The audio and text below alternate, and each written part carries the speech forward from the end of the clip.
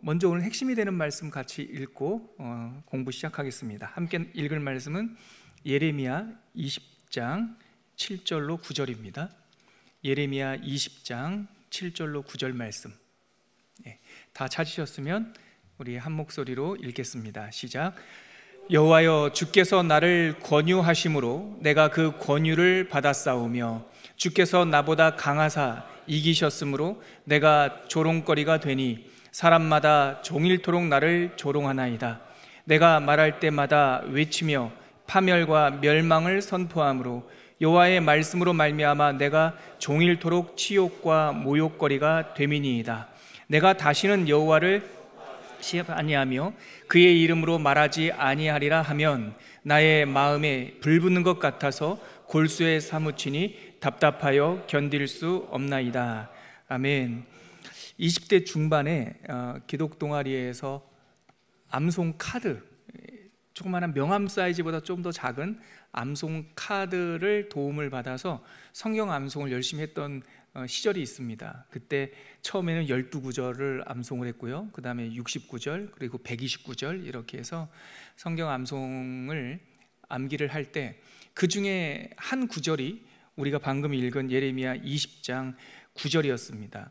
내가 다시는 여호와를 선포하지 아니하며 그의 이름으로 말하지 아니하리라 하면 나의 마음이 불붙는 것 같아서 골수에 사무치니 답답하여 견딜 수 없나이다. 대학 시절 때는 이 암송 구절의 문맥을 이해를 못했어요. 도대체 이 사람에게 무슨 일이 있었기에 골수에 사무치는 이런 그리움과 답답함이 있었을까? 바로 대학 시절 암송 카드에 있었던 그 암송 한 구절, 그 한 구절의 주인공이 바로 예레미야 선지자였습니다. 우리가 이 구절이 어디에 위치, 여러분 너무 막 눈에 이렇게 힘을 주지 마세요. 지금 우리가 대학 공부하러 온 거 아니니까 물론 좀 어렵죠. 일반 예배보다는 이렇게 수요 강좌가 좀 우리가 집중을 해야 되는 거긴 하지만 너무 이렇게 시험 공부하듯이 그렇게 애쓰면서 하실 필요 없고 조금 더 긴장을 푸시고 여유를 가지면서 해야 됩니다. 오늘 우리가 방금 읽었던 그 20장 9절 말씀이 우리가 받은 강의안을 보면은요, 강의안이 큰 지도와 같죠? 20장이니까, 오늘 말씀이 20장이니까 한번 찾아보세요. 거기 목차 중에 20장에 해당되는 소제목이 뭡니까? 어디에 나오나요? 20장? 예, 큰 목소리로 한번. 뭐죠? 아닌데? 예, 2-4 여덟 번째 설교, 깨어진 옹기. 예, 그 파트예요. 그러니까 12편의 예레미야의 설교, 연속되는 설교 중에서 8번째 설교를 하고 난 후에 무슨 사건이 있었나 봐요. 그래서 그 사건을 겪고 나서 예레미야가 나 이제 이 사역 정말 못하겠습니다. 제가 너무나 슬픕니다. 그리고 나서 20장 9절에 그래서 내가 다시는 하나님의 이름으로 설교도 안 할 거고요, 다시는 목회도 안 할 거고요, 선지 사역 안 할 겁니다. 그렇게 마음을 먹었는데, 그렇게 마음을 먹을 때 그런 생각만 해도 막 영혼이 답답하고 골수에 사무쳐서 정말 내가 어찌할 수 없는 그 사무치는 그 사명을 받아서 이 고된 일을 완수할 수밖에 없었던 그 선지자의 심정이 오늘 우리가 읽었던 이 구절 안에 담겨 있죠. 이 방금 읽었던 20장 7절, 8절, 9절에 대한 해석은 좀 그 내용은 우리가 수요 강좌 말미에, 오늘 말미에 조금 더 나눠보기로 하고, 오늘은 예레미야서 전체 그 구조와 개요를 살펴보고 공부하는 시간이니까 오늘 강의안으로 한번 들어가 보겠습니다. 여러분, 강의안을 보면 오늘도 목차가 2장이에요. 여러분 저 한번 보시겠어요? 기억나십니까? 올해 제가 창세기로 수요 강좌 시작할 때, 더 말씀 시작할 때 가능하면 강의안 5장으로 한번 요약해 보겠다. 물론 이렇게 강의안이 원래 많습니다. 제가 창세기부터 요한계시록까지 하면은 수백 장 돼요. 근데 그 중에 그거를 강의 때마다 5장으로 요약해 보겠다라고 아주 여러분들한테 그 어음을 발행했는데, 지난주 이사야도 그렇고 오늘 예레미야도 그렇고 너무 많죠. 근데 이게 어쩔 수 없어요. 왜냐하면 목차만 2장이에요. 목차만 2장인데 어떻게 5장으로 줄일 수 있겠어요? 그리고 아까도 말씀드렸듯이 선지서를 읽다 보면 길을 잃어버려요. 큰 나무가 빽빽한 숲에 지도 없이 가면 그 숲에서 길을 자칫하면은 미궁에 빠지듯이 이 선지서를 그냥 읽다 보면 어려움에 처하니까 제가 가능하면 그 선지서의 장마다 조금씩 이 커멘트를 좀 달았단 말이죠. 그러다 보니까 예레미야서 강의한 절반이 지금 10몇 장 이렇게 된 거예요. 다음 주에 이만큼 더 나가요. 그러니까 이게 겁먹지 마시고요. 예레미야를 읽을 때 하루에 한 3장씩 읽지 않습니까? 그 3장에 해당되는 강의하는요, 한 절반도 안 돼요. 반 페이지도 안 돼요. 그러니까 우리가 오늘 이제 이번 주 금요일부터 예레미야를 읽을 텐데 1장부터 3장까지 도대체 무슨 내용일까라는 게 궁금할 때 전과 찾듯이, 참고서 찾듯이 강의안을 좀 참고하시면 읽으시는데 도움이 될 것이다. 그래서 오늘은요, 강의안을 다 읽지 않아요. 제가 큰 지도만 목차 중심으로 여러분들에게 설명해 드릴 겁니다. 자, 예레미야는요, 어려운 이유가 있어요. 첫째, 분량이 너무 많아. 제가 이사야 시작하면서 말씀드렸지만 구약 성경에서 제일 긴 성경이 어디라고요? 어디였죠? 시편이었죠. 두 번째로 긴 성경, 그러면 지난 2주 전에 여러분들이 이사야 이렇게 말씀하셨지 않습니까? 이사야가 66장 돼 있고 우리 예레미야는 52장이니까 근데 제가 그게 함정이라고 그랬죠. 이사야는 장수로는 66장이고 예레미야가 장수로는 52장이지만 분량으로 따지면 예레미야가 더 길어요. 제가 찾아봤어요. 이사야가 1292절이고요 예레미야가 1364절이에요 그러니까 한 129절 정도가 더 길어요. 그러니까 예레미야는 왜 이렇게 읽기 어려운가? 일단 양이 많아요. 두 번째, 예레미야를 읽기 어려운 이유, 이사야서와 비슷한 이유입니다. 선지서다 보니까 묵시, 하나님의 비전과 현실, 그리고 비전과 현실, 그러니까 현실적인 사건과 환상 가운데 본 하나님의 이 신탁의 메시지가 혼재되어 있단 말이죠. 그래서 어려워요. 이거는 이사야랑 좀 비슷하죠. 근데 이사야보다도 예레미야가 더 어려운 이유가 있어요. 예레미야가 어렸을 때 부름을 받았거든요.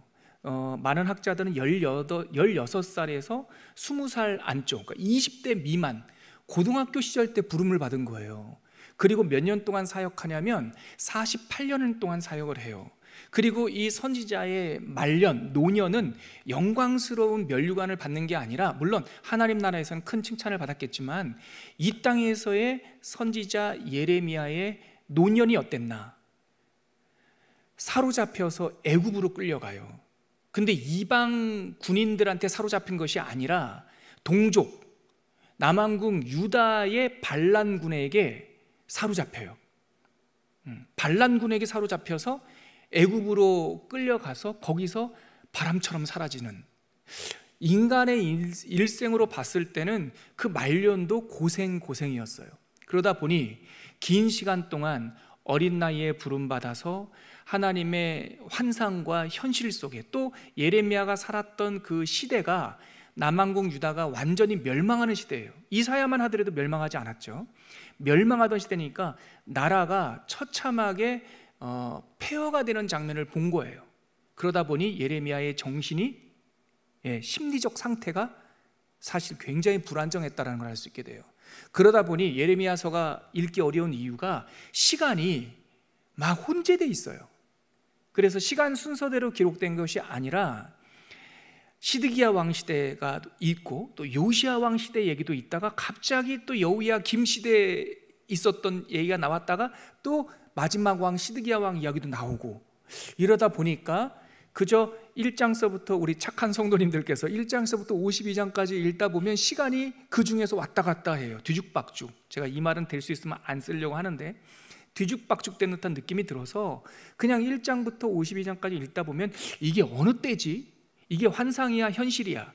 이게 됐다는 거야? 될 거란 얘기야? 이런 식으로 상당히 어렵다. 그래서 오늘이야말로 예레미야서야말로 이 긴 분량의 선지서의 구성과 구조를 좀 이해할 필요가 있다. 그리고 이 제가 나눠드린 이 목차 구조가 성경 읽기에 가장 매우 좀 효과적인 도움이 될 것이다라는 생각을 하고 있습니다. 자, 다시 한번 구조 그림 한 번만 다시 보여드릴게요. 이사야서는 묵시와 현실이 교차되면서 무슨 구조라고 말씀드렸죠? W 구조. 예레미야서도 그렇습니다. 예레미야서도 하나님의 묵시가 끝나면 현실의 사건이 있었고, 또 묵시가 끝나면 현실의 사건이 있고, 또 묵시. 그래서 예레미야도 W 구조예요. 그런데 내용이 길다고 그랬죠? 앞에 서론이 하나가 있어요. 1장. 그리고 52장 맨 끝에 부록이 한 장이 있어요. 그래서 예레미야서는 서론과 서론 한 장, 1장, 마지막 장 52장이 부록. 그래서 괄호치기. 제가 그려보니까 묵시와 환상과 현실, 환상과 현실, 다시 환상이라고 하는 기본적인 선지서의 틀을 갖고 있는데, 1장에 부록이 하나가 있고, 마지막 장에 1장에 서론이 하나 있고, 마지막 장에 부록이 있으면서 괄호친 W 구조, 이렇게 이해하시면 편해요. 예레미야는 무슨 구조다? 가로가 쳐 있는 W 구조라고 생각하면 돼요. 그래서 핵심 내용은 가운데 W에 있는 거죠. 자, 목차 한번 보시죠. 그러면 서론이 뭘까?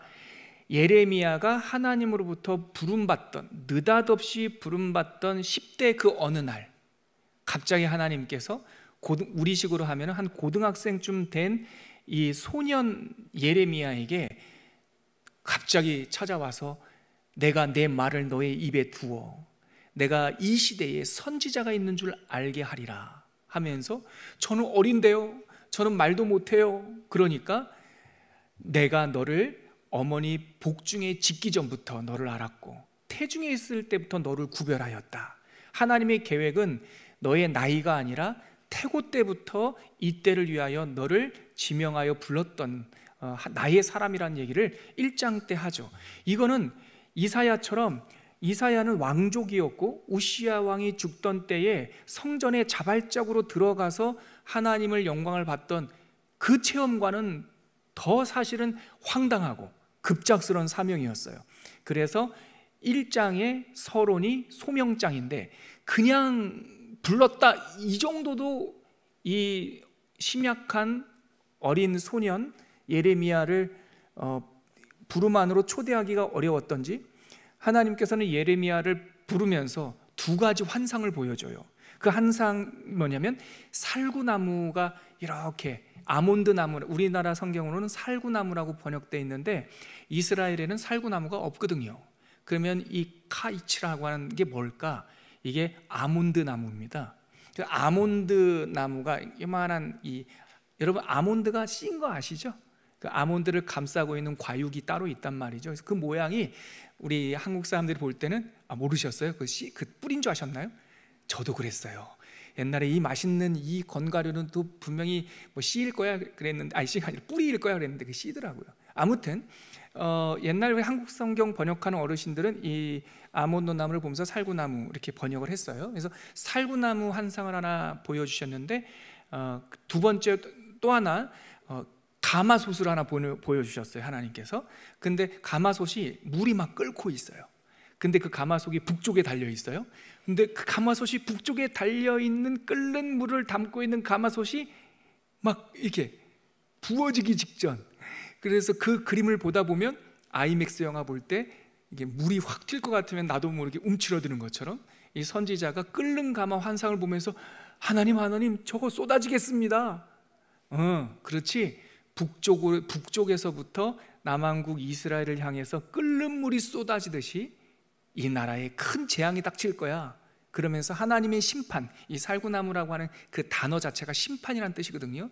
그리고 끓는 가마 솥을 비유를 통해서, 환상을 통해서 하나님께서 이 망국의 시대에 나의 경고 나팔처럼 너를 불렀다. 이게 서론이에요. 서론. 자, 오늘은 그 다음 이제 묵시를 보여주죠. 묵시. 오늘 보세요. 목차 2번 묵시의 내용이 뭐냐면 아주 길어요. 유다, 남한국 유다를 향한 하나님의 12편 설교가 연속으로 나와요. 근데 이게, 저를 다시 한번 보세요. 이게 앉은 자리에서 12편 설교를 다 들은 게 아니라 그의 사역하는 그 사역 기간 동안 군데 들은 거예요. 어떤 설교는 요시야 왕 때, 어떤 시대 때는 어떤 설교는 시드기야 왕 때. 그래서 그 다양한 설교들을 다 모아놓은 거예요. 2장부터 25장까지. 그래서 근데 이 설교는 다 어디를 향한 거냐면 남한국 유다를 향한 경고예요. 여기서 이제 노목사 앞에 여러분들 앞에 있는 저의 이제 연구를 여러분들한테 소개합니다. 12편의 설교를 제가 읽고 또 읽으니까 크게 또 세 마디로 나눌 수가 있어요. 전기 설교, 요시야 왕 때 부름받았거든요. 요시야 왕 13년 때 부름받는데 그 초창기에 하나님으로부터 받았던 4편의 설교가 앞에 있어요. 그 다음 12편 중에 두 번째 허리 가운데 5번서부터 8번까지 설교는 행동 설교예요. 말로 하시는 게 아니라 하나님께서 예레미야에게 여러 가지 행동과 모습으로 액션으로 설교해라. 예를 들면 좀 이따 살펴보겠지만 이 배띠 있죠.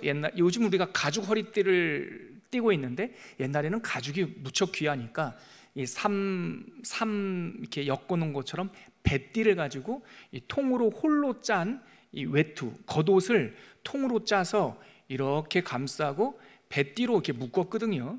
옛날 저고리 묶듯이 그 배띠를 하나 사서 그거를 가지고 흐르는 개울물 돌 밑에다가 이렇게 한참 놔둬라. 이게 설교예요. 하나님의 설교.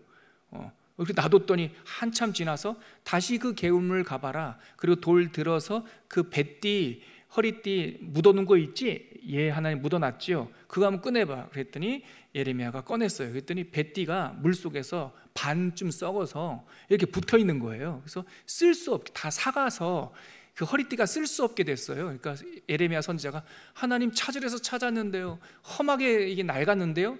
하나님께서 그제서 남한국 유다의 상황이 딱 이래. 너희들이 하나님의 허리띠와 같은 첫 열매와 같은, 그런데 너희들이 썩었어.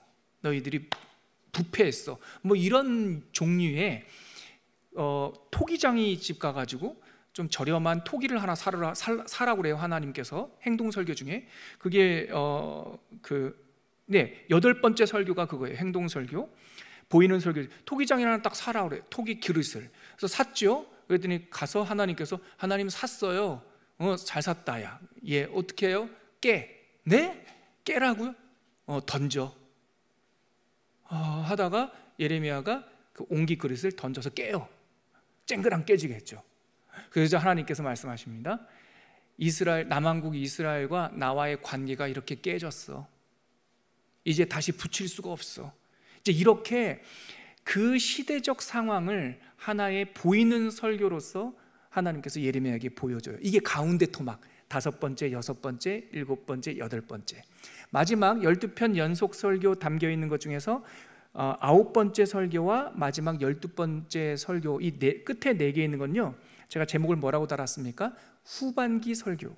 즉 남한국이 그렇게 40여 년 설교하고 예레미야가 40년 가까이 사역을 했음에도 불구하고 회개하고 돌아오지 않고 계속 어그러진 길로 가다가 BC 586년에 하나님께서 예레미야에게 보여줬던 그 끓는 가마 환상처럼 북쪽에서 세력을 얻은 바벨론 느부갓네살 왕이 3차 침공을 하게 돼요. 그래서 완전히 멸망하게 되죠.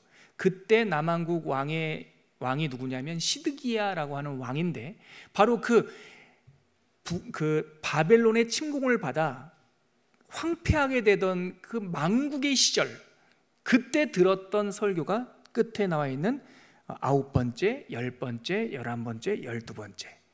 대략 아시겠죠? 고개 들고 저를 보실까요? 목차 보듯이 하나님께서 어린 예레미야를 선자를 부르셨죠. 2가지 환상, 살구나무, 아몬드 나무, 심판이 이르렀어, 끓는 가마 비유, 이 2가지 비전을 보여주시면서 마지막 때에 내가 너를 불렀어. 1장 서론 끝났고, 본론 하나님께서 묵시 하늘의 메시지를 들려주시는데 총 몇 편? 12편의 설교를 들려주셨는데 4개로 나눠볼 때 앞에 4개는 전반기 요시야 왕 때 주로 들었던 하나님의 메시지, 가운데는 이 귀 어둡고 마음이 완악한 백성들을 향하여 하나님께서 보이는 설교를 4편을 연속으로 보여줬고, 마지막 4편 9번째에서 12번째는 그렇게 40여 년이 흘러 남한국이 이제 멸망 직전에 있을 때 하나님께서 심판의 설교를 들려주셨다. 이게 총 24장이에요. 그러니까 2장서부터 25장까지, 그러니까 첫 번째 묵시 12편 연속 설교가 24장이에요. 예레미야 전체가 52장이니까 어림잡아 절반. 네. 그러니까 설교 12편 읽다 보면 절반이 지난 거예요. 그리고 나서 오늘은요, 그 시대와의 갈등, 이제 묵시가 끝났으면 어디로? 현실로 내려오죠. 이렇게 하나님의 진노와 재앙을 설교하니까 사이가 좋았겠어요? 안 좋았겠어요? 안 좋았죠. 그러니까 백성들하고 자꾸 충돌을 해요. 설교하면, 아까 우리가 읽었던 20장에도 내가 설교하면 하나님의 진노, 설교하면 하나님의 심판, 입만 열면 니네들 그러면 죽는다 그러니까 백성들이 싫어했다고요. 그러니까 백성들이 저 매국노 잡아 죽여야겠다, 뭐 이런 얘기도 나와요. 또 두 번째, 누구와 갈등해요? 선지자들과. 이 예레미야는 어릴 때 부름받아서 소위 뭐 제사장 가문도 아니고, 제사장 가문이긴 했지만 정식 제사장도 아니었고, 또 뭐 유명한 율법 학교 나온 것도 아니니까 이 선지자들이 볼 때는 이 족보 없는 사람이란 말이에요. 그러니까 선지자들하고 계속 충돌을 해요. 세 번째, 또 누구와 충돌합니까? 그 당시에 활동했던 선지자 중에 하나냐라고 하는 아주 이름, 실명이 성경에 기록되어 있는 선지자 한 사람이 있었는데, 이 사람이 거짓 선지자라. 2차 전도여행, 2차 침공 때 1, 2차 침공, 총 바벨론이 남한국을 3번 침공해 와요. 첫 번째 여호야김 때, 두 번째 여호야긴, 그의 아들 여호야김 때, 세 번째 시드기야라고 하는 마지막 왕 때 3번 침공을 하는데, 올 때마다 전쟁에서 바벨론이 이겨서 전리품처럼 사람들을 포로로 잡아갔거든요. 그런데 이 하나냐라고 하는 거짓 선지자는 하나님의 진노로 계속 경고를 함에도 불구하고 괜찮아 2년 안에 다 돌아올 거야, 걱정하지 마, 지난번에 잡혀갔던 사람, 이번에 잡혀갔던 사람 2년 안에 다 돌아올 거야 라고 거짓 예언을 계속했어요. 근거 없는 희망. 그러니까 예레미야가 저 거짓 선지자, 저 말 믿지 마라 그러니까 하나냐, 인기는 누가 더 좋았을까요? 입만 열면 진노 말하는 예레미야 대 입만 열면 괜찮아, 2년 안에 다시 돌아와, 걱정하지 마. 누가 더 인기가 좋았을까요? 하나냐가 더 인기가 좋았겠죠. 그러니까 힘도 셌을 거고 편도 많았을 거고. 그러니까 하나냐가 자꾸 예레미야가 자기가 거짓 예언한다고 말하니까 사람들 부추겨가지고 이 예레미야를 박해를 했어요. 예레미야가 화가 나가지고 네가 말한 대로 너에게 하나님의 진노가 임할 것이다, 그렇게 얘기했거든요. 2년 안에 돌아오겠다라고 예언한 하나냐가 몇 달 만이더라, 제가 정확히 얘기 안 나는데 2-3달 만에 그냥 이 하나님의 진노를 맞아가지고요, 번개 맞아서 죽어요. 이 번개라는 건 저의 비유이고 급사합니다. 이제 그런 게 세 번째 하나냐와의 충돌이고요. 마지막 4번째는 스마야라는 사람하고도 한번 충돌해요. 이 스마야는 이 하나냐, 세 번째 충돌했던 하나냐는 예루살렘에 살던 거짓 선지자. 이 4번째 충돌했던 스마야라는 사람은 포로로 잡혀간 그 땅의 거짓 선지자. 요즘에 마침 지금 대선지자 3명이 요즘에 다 만나고 있어요. 저희가 지금 이사야를 읽고 있고 거의 끝을 다 갔지만 이번 주 금요일부터 예레미야를 읽을 거고, 또 마침 요즘 아침 예배 설교가 뭐예요? 에스겔이에요. 제가 살다 이 동시에 이사야와 예레미야와 지금 에스겔까지 같은 시점에 다 전하는 게 쉽지 않아요. 이거 한 권 읽기도 쉽지 않거든요. 그런데 어쩌겠어요, 그런 날도 있는 거죠. 요즘에 아침 예배 때 에스겔 선지자가 거짓 선지자들에 대한 막 진노하잖아요. 그 거짓 선지자 에스겔서에는 실명이 안 나와요. 근데 그 사람이 누구냐? 이런 스마야 같은 사람이에요. 이 사람이 포로지에서 이 장사했거든요. 짐 풀지 마, 괜찮아, 이제 우리 곧 돌아갈 거야, 걱정하지 마, 이랬거든요. 근데 예레미야가 편지를 보내가지고 아니야, 짐 풀어, 너희들 70년 지날 때까지 못 돌아와. 70년이라고 하는 숫자는 포로로 잡혀간 1세대, 그 아들 2세대, 그리고 그 아들의 손자까지 3세대까지 그 땅에 있어야 돼. 예레미야가 자꾸 아니야, 짐 풀고 그 땅에서 집을 짓고 그 땅에서 결혼하고 그 땅에서 텃밭을 일궈서 거기서 번성해라. 그리고 그 나라 바벨론을 위해서 기도해라. 그래야지 바벨론이 평화로워야 그대들도 그 땅에서 평화를 누리고 때가 차면 돌아올 것이다. 스마야가 그 말이 마음에 안 들었단 말이죠. 걱정하지 말라고, 짐 풀지 말라고, 그래야지 장사가 되는데 예레미야가 자꾸 짐 풀라고 하니까, 그래서 스마야하고 충돌이 일어납니다. 스마야가 편지를 보내요. 예루살렘에 자기 친족들한테. 잡혀간 제사장이었거든요. 아니 내가 듣자 하니까 얘 뭐라고 하는 그 이상한 애가 자꾸 짐 풀라고 이러는데 지금 예레미야 그 예루살렘에 남아 있는 제사장들 그 예레미야라고 하는 선지자 그 사람 매국노야, 잡아서 죽여야 돼. 뭐 그런 편지를 보내는 게 우리 29장에 나와 있는 스마야라고 하는 거짓 선지자와의 충돌. 오늘은 여기까지 잠깐 설명드릴 거예요. 그 다음에 뭐 미래 회복 다음 주에 나머지를 좀 보죠. 자, 오늘은 그래서 한 3번까지만 보도록 할게요. 1번은 거의 다 제가 아까 목차 설명드리면서 드렸고요. 자, 우리 페이지 2페이지 한번 가볼까요? 2페이지. 거기서 볼만한 건 그 첫 번째 단락의 두 번째 줄 선지자의 이름이 뭐라고요? 예레미야. 이 예레미야라고 하는 이름이 사실은 무슨 뜻인지 잘 모르겠어요.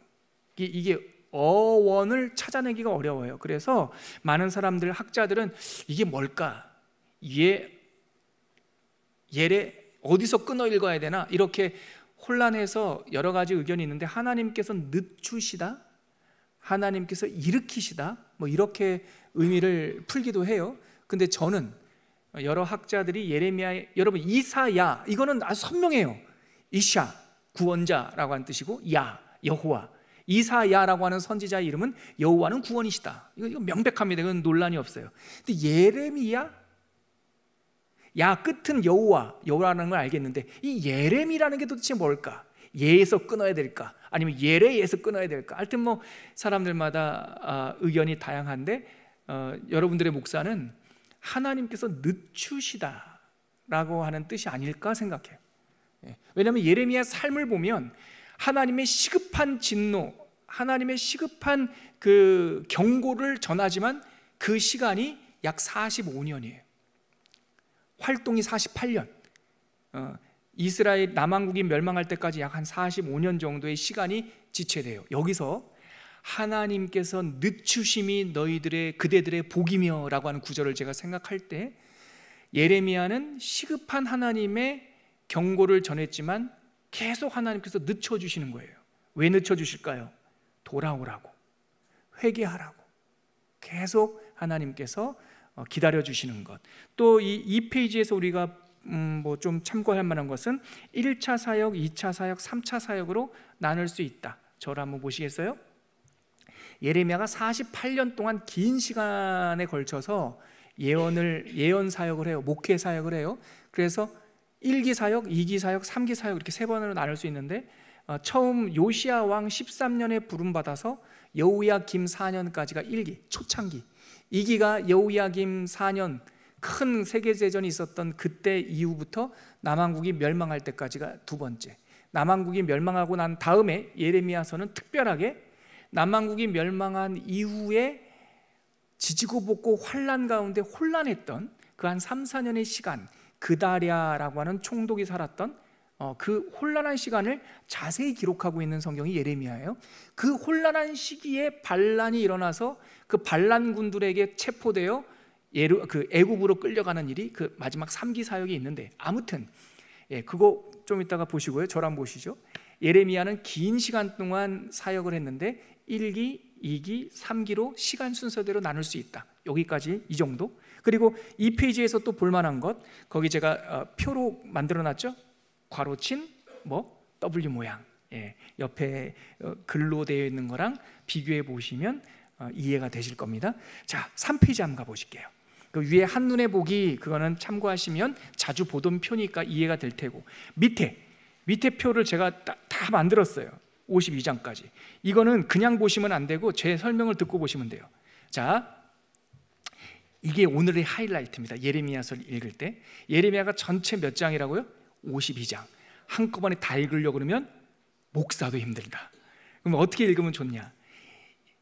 52장을 마디로 나누면 7마디로 나눌 수가 있잖아요. 서론, 부록 빼고 하나, 둘, 셋, 넷, 5개. 그렇죠? 그래서 서론과 부록 1장과 52장을 따로 떼서 가운데 걸 W로 하면 총 7마디로 나눌 수 있는데, 이건 노목사 예레미야 읽기 방법입니다. 예레미야서 7마디를 각각 다른 책처럼 읽어도 상관없다. 예. 이사야서는 제가 설명드릴 때 두 번째 파트와 네 번째 파트, 역사 시대 이야기만 이어 읽으면 된다. 마지막 거 이거 따로 읽으라. 제가 여러분 처음 듣는 것처럼 자꾸 그렇게 보셔가지고 제가 용기가 자꾸 떨어지려고 그러는데, 제가 분명히 말씀드렸어요.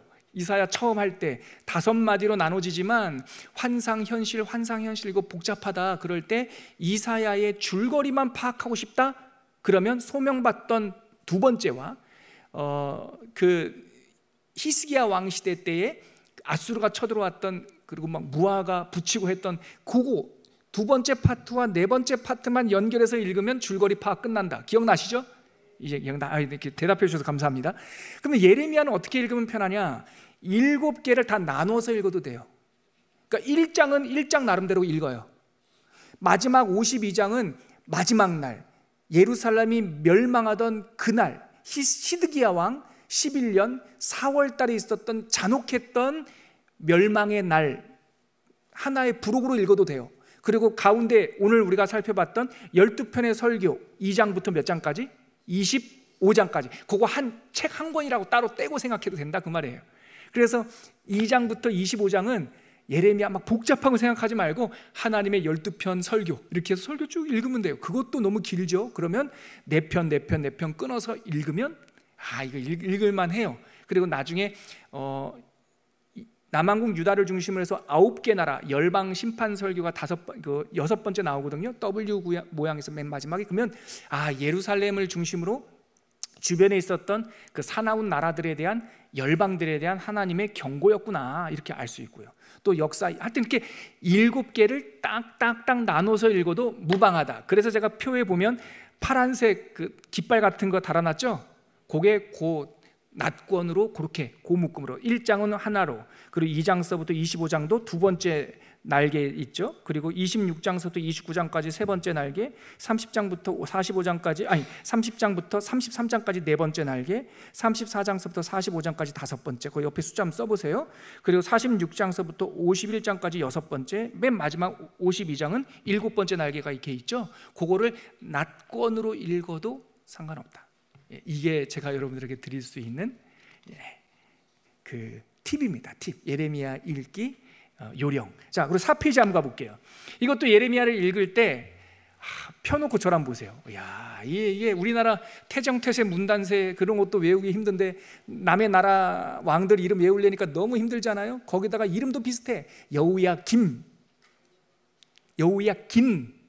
또 여호야스라고 나왔다가 어디에 또 살룸이라고 나왔다가 고니야라고 나왔다가, 야, 진짜 막 동명이인이 아니라 한 사람이 왕세자 때 이름과 왕으로 올라갔을 때 이름이 다르고 막 복잡해요. 그래서 표를 만들었습니다. 마지막 다섯 왕, 요시야라고 하는 게 할아버지, 그리고 그 아들 여호야김, 여호아스, 살룸이라고도 불러요. 그리고 그의 막내 아들 시드기야, 그리고 여호야김의 아들이 긴. 제가 옛날에 이게 하도 헷갈려가지고 김이 완성된 것 같지 않습니까? 여호야김, 그리고 여호야김 그러면 조금 뭐가 티미하지 않아요?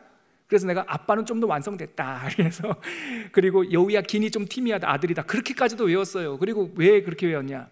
여호야김은 그래도 11년 다스렸어요. 그의 아들 여호야김은 잠깐 올라왔다가 외세 침략을 받아서 바로 내려가요. 3개월 만에. 그래서 아버지 김이 완성돼 있다, 뭐 그런 식으로 제가 이 우둔한 머리로 암기하려고 하니까 그렇게 했어요. 아무튼 여기서 중요한 거는 요시야 왕, 선왕이죠. 그리고 16대 왕이 셋째 아들 여호아스. 근데 그가 3개월 만에 폐위가 되죠. 바로 애굽의 바로 느고에 의해서. 그리고 나서 꼭 세워진 왕이 그의 형 여호야김은 그래도 11년 정도 다스리다가 그의 아들 여호야김에게 물려줬는데 또 3개월 만에 내려오죠. 왜냐하면 바벨론이 두 번째 이때 침공해 와서 내 말 안 듣네 하고 여호야김의 아들을 폐위시키고 꼭두각시 왕처럼 그의 삼촌인 시드기야를 마지막 19번째 왕으로 등극시켰어요. 그래서 요 5명, 요시야, 여호아스, 여호야김, 시드기야. 요 5명. 시간으로는 약 한 55년. 네. 이게 남왕국 유다의 마지막 왕조. 더 이상 어떻게 설명을 해드려야 될지 제가 방법을 몰라요. 고개 들고 저 한번 보시죠. 예레미야의 역사적 배경이 되는 시대는 뭐 주전 몇 년, BC, AD 이런 거 하지 말고 왕 5명 생각하자. 요시야라고 하는 왕 13년의 부름을 받아서 그의 아들 시드기야 때 망할 때까지 약 55년의 역사 속에 누가 살았다? 예레미야가 살았다. 이렇게 생각하시면 좀 편합니다. 그래서 뭐 이름만 요시야. 우리 한번 순서대로 한번 해볼까요? 15대, 16대, 17대, 18대, 19대. 표 보면서 요시야부터 시작. 요시야, 그 다음에 여호아하스, 그 다음에 그의 형 여호야김, 그의 아들 여호야긴, 그리고 마지막 그의 삼촌인 시드기야. 그래서 바벨론이 3번 침공하는데요, 여호야김 때 한 번 침공해서 요때 사로잡혀간 인물 퀴즈.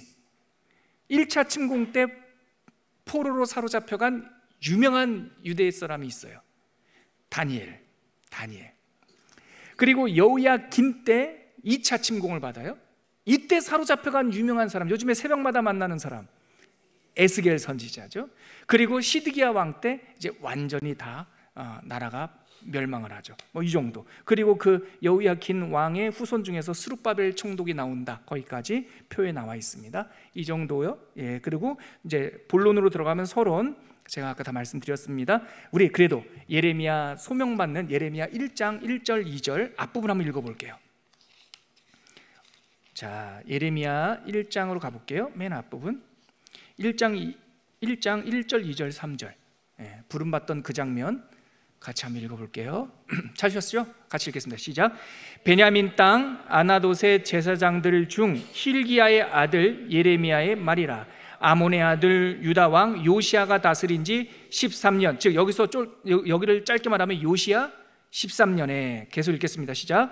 여호와의 말씀이 예레미야에게 임하였고 요시야의 아들 유다 왕 여호야김 시대부터 요시야의 아들 유다 왕 시드기야의 11년 말까지 곧 5월에 예루살렘이 사로잡혀 가기까지 임하니라. 그러니까 예레미야 1장 1절 2절 3절에 보면 방금 우리가 패밀리 트리 표로 봤던 요시야 왕부터 마지막 시드기야 왕 11년, 아까 목사님 4월이라고 그랬는데요, 4월에 공격을 받아서 5월에 완전히 무너집니다.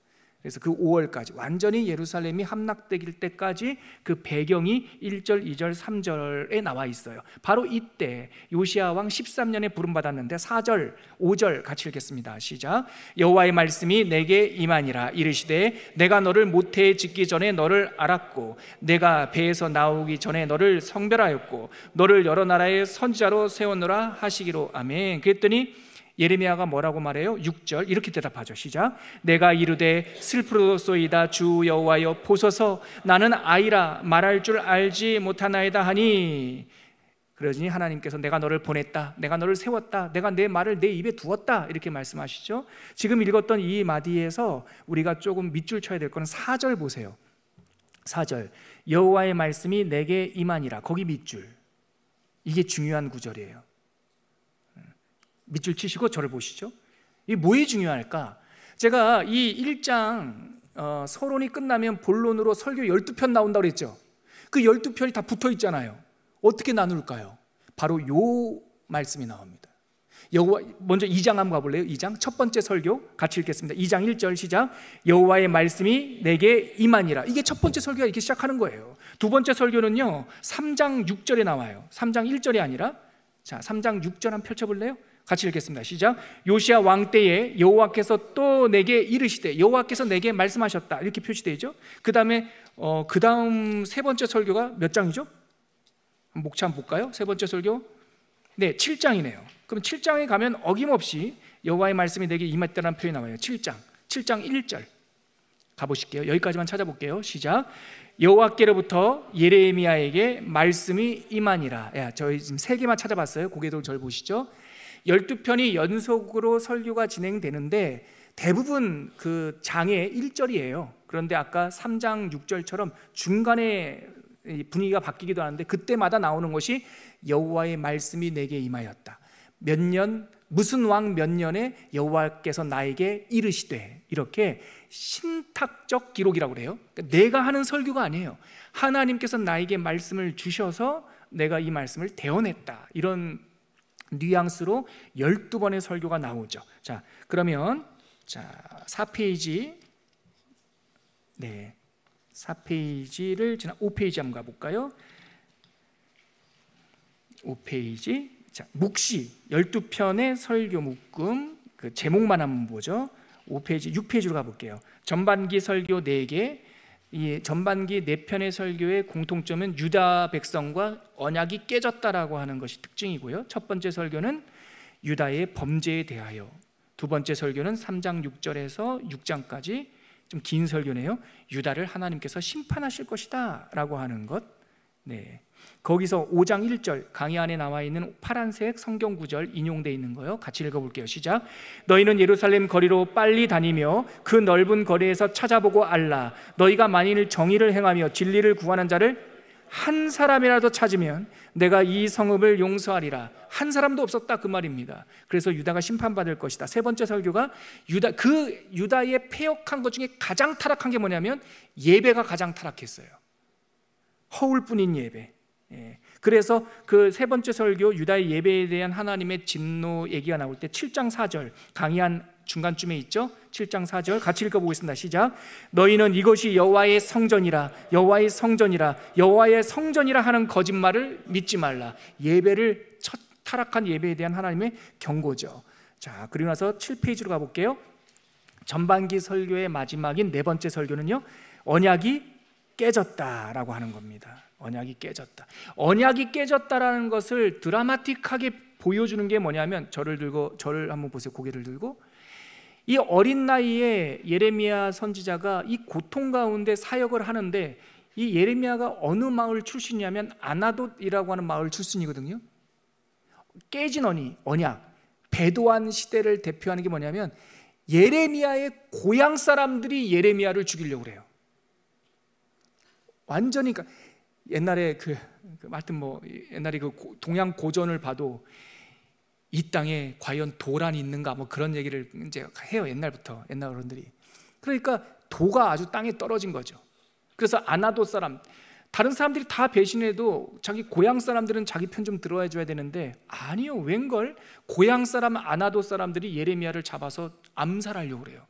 왜 그랬을까요, 여러분? 예레미야가 하는 사역이 인기가 없었거든요.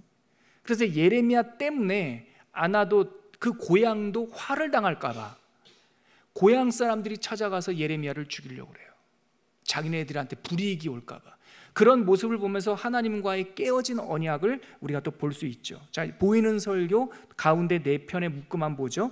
선지자의 행동과 징조를 통해서 메시지를 전했는데요. 5번째 설교, 보이는 설교의 첫 번째, 썩은 허리띠, 아까 제가 말씀드렸죠. 그거를 한번 해보라고 했고요. 우리 그 9절만 한번 읽어볼까요? 7페이지에 나와 있는 예레미야 13장 4절과 7절과 9절을 제가 좀 발췌해서 담아놨습니다. 같이 읽어볼게요. 시작. 너는 사서 내 허리에 띈 띠를 가지고 일어나 유브라데로 가서 거기서 그것을 바위 틈에 감추라 하시기로, 내가 유브라데로 가서 그 감추었던 곳을 파고 띠를 가져오니 띠가 썩어서 쓸 수 없게 되었더라. 여호와께서 이와 같이 말씀하시니라.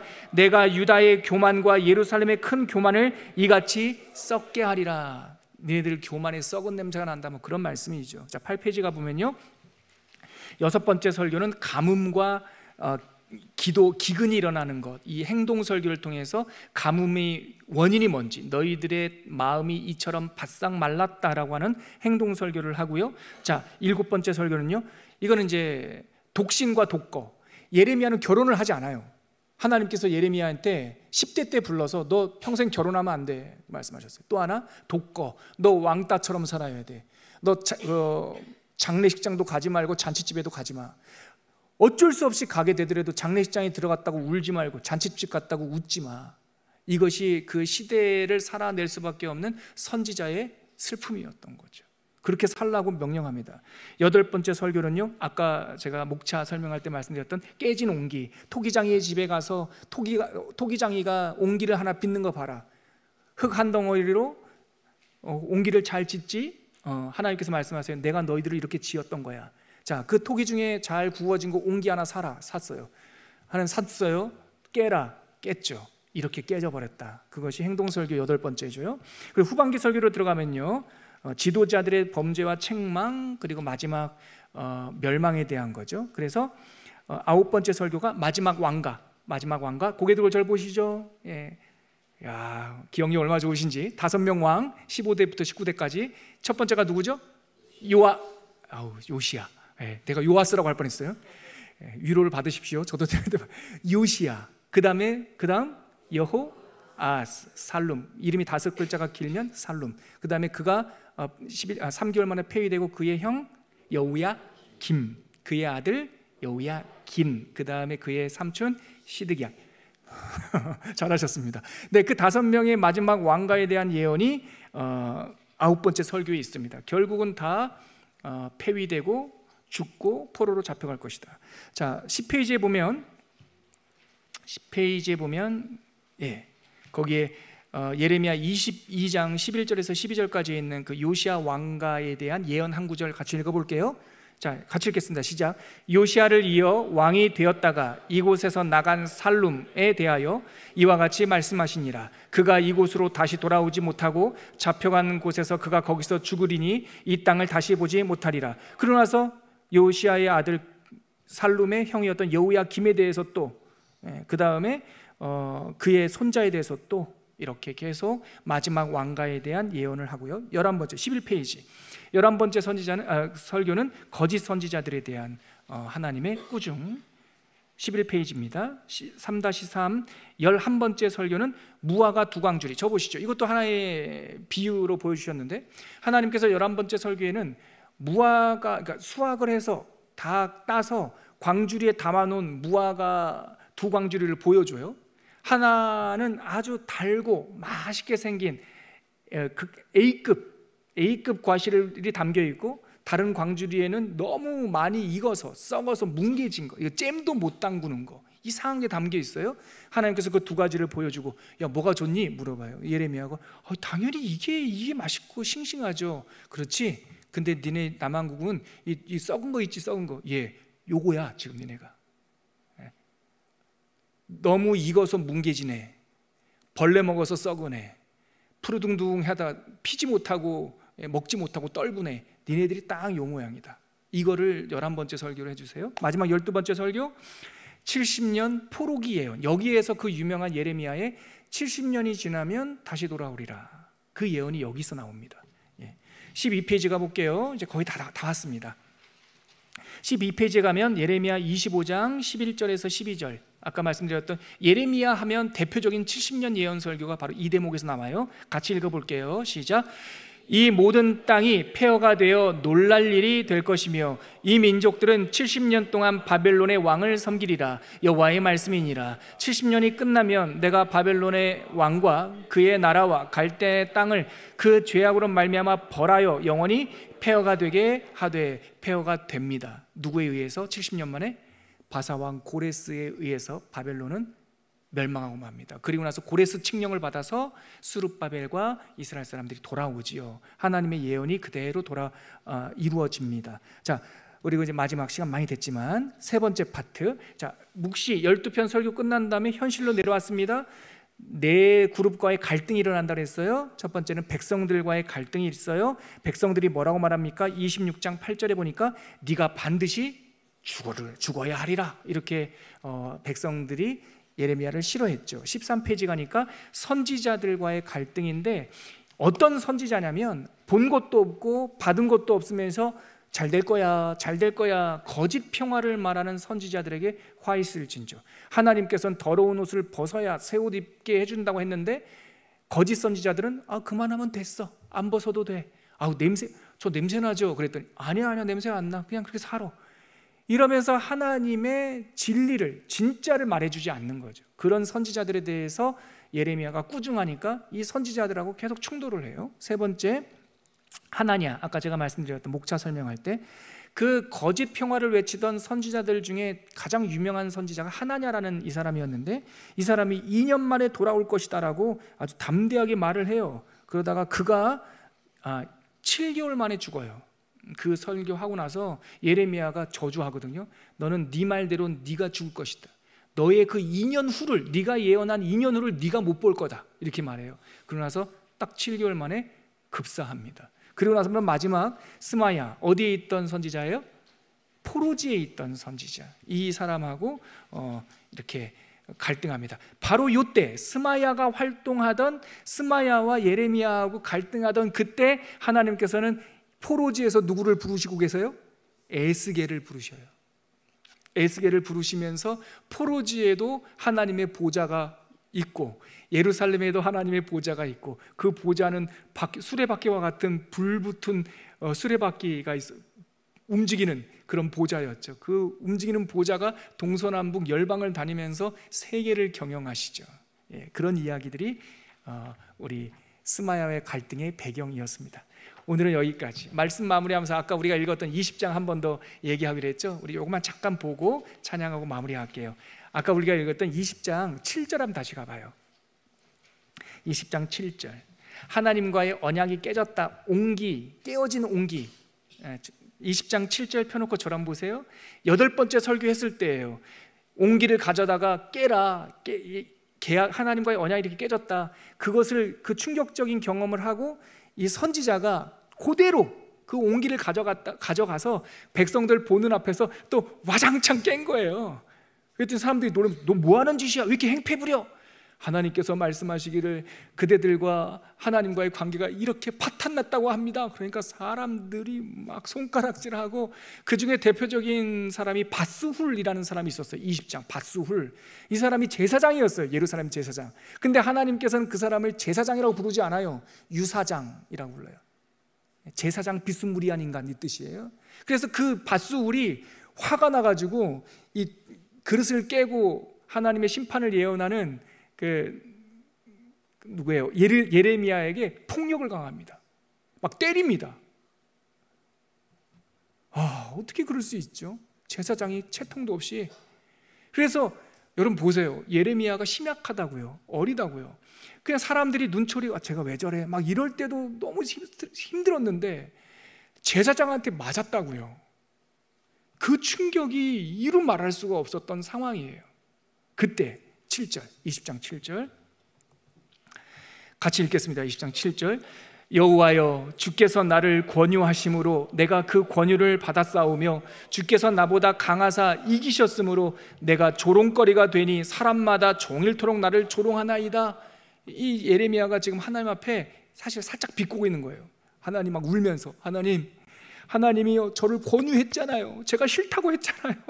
근데 하나님이 저한테 시켜가지고요, 제가 하는 거 아닙니까? 두 번째, 주께서 하나님은 저보다 강하잖아요. 내가 아무리 싫다고 하고 못한다고 해도 하나님께서 저를 이렇게 잡으셔가지고 시켰잖아요. 그래서 제가 하나님 말씀 따라와가지고 하다 보니까 이렇게 조롱거리가 되고, 심지어 제사장님들 얻어맞고 이렇게 제가 수모를 당하고 있습니다. 이게 7절이에요. 자, 8절 같이 읽을게요. 시작. 내가 말할 때마다 외치며 파멸과 멸망을 선포함으로 여호와의 말씀으로 말미암아 내가 종일토록 치욕과 모욕거리가 됨이니이다. 자기의 현실을 말하는 거예요.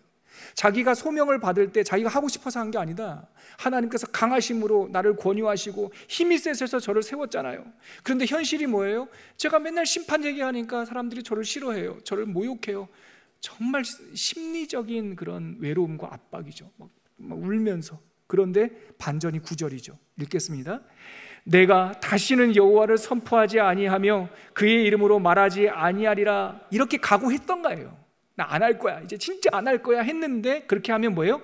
나의 마음이 불붙는 것 같아서 골수에 사무치니 답답하여 견딜 수가 없나이다. 이게 지금 사무치는 사명을 받은 선지자, 자기 힘이 아니라 하나님의 힘주심을 통해서 마지막 만국의 시대를, 그리고 다시 심으실 그날을 바라봤던 그 마지막 시대의 선지자의 사명감을, 그리고 사명의 무거움을 들려주는 그런 말씀이었습니다. 어쩌면 오늘날 크리스찬들이 이러한 심정을 좀 이해할 수 있죠. 예수 믿는다는 것 때문에 또 제대로 살고 싶고 말씀을 전하고 또 하나님의 배운 대로 정직과 공의를 행하려고 하면 때로는 우리가 속 없는 사람처럼, 때로는 자기 셈도 모르는 그런 어리석은 사람 취급받을 때가 많죠. 그런데 예레미야를 통해서 불러주신 그 하나님의 사명을 볼 때 내가 뽑은 곳에 다시 심으리라, 내가 너희를 쳤지만 다시 회복케 하리라, 그 하나님의 소망이 어쩌면 오늘을 살고 있는 우리들에게도 예레미야의 심정을 보면서 다시 한번 용기를 내고 우리가 받은 이 사명이 얼마나 중요한지 확인할 수 있는 그런 성경 구절이었습니다. 우리 찬양 같이 올려드리고 오늘 어려웠던 예레미야 첫 번째 공부 마치겠습니다. 우리 함께 찬양하겠습니다.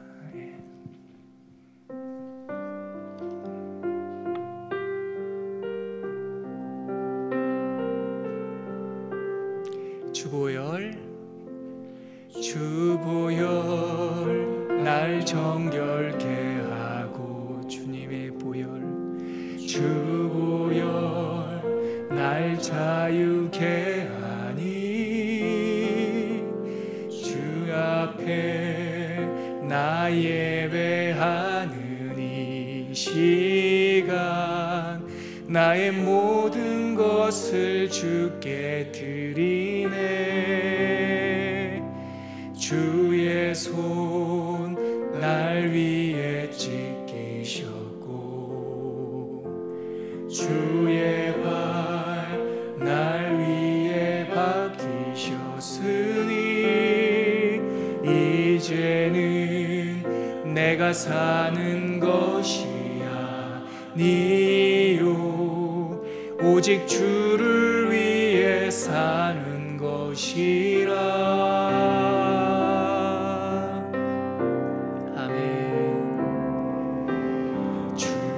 손에 나의 손을 포개고, 또 주의 발에 나의 발을 포개요. 나 주와 함께 죽고 또 주와 함께 살리라. 영원토록 주 위에 살리라. 주의 손에 나의 손을 포개고, 또 주의 발에 나의 발을 포개어. 나 주와 함께 죽고 또 주와 함께 살리라. 영원토록 주 위에 살리라.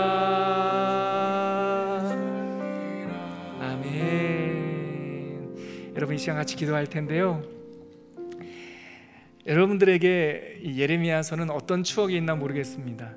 사실 저는 이 어려운 성경 예레미야서를 읽으면서 예전에 사명이란 무엇인가, 제가 목사 1년차 때 나에게 무엇이 필요한가 큰 체험을 했던 성경이 예레미야서입니다.